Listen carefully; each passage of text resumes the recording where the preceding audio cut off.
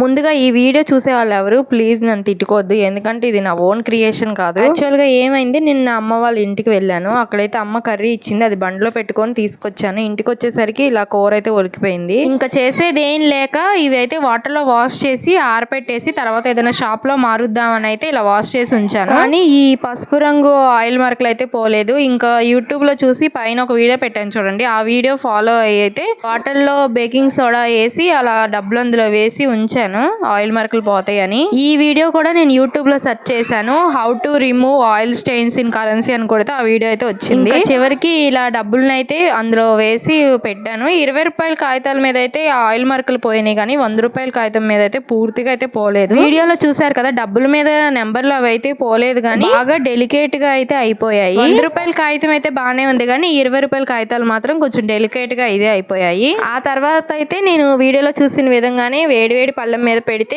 ఈ వేడి స్టెయిన్స్ పోతాయి అని అయితే ఆరపెట్టాను ప్లేట్ మీద. వీడియోలో అయితే ఈ ఆయిల్ మార్కులు పోయినట్టు బాగా చూపించాడు, నేను చేసిన ఈ దాంట్లో మాత్రం లైవ్ లో మాత్రం పోలేదు. ఈ వీడియో తీసి అయితే 2 days అయింది, కానీ ఈ డబ్బులన్నీ అయితే నేను మార్చేశాను. అన్ని ఒకే చోట కాకుండా అక్కడొకటి అలా అయితే మార్చేశాను. వీడియో నచ్చితే లైక్ చేయండి, సబ్స్క్రైబ్ చేసుకోండి అబ్బా, బాయ్.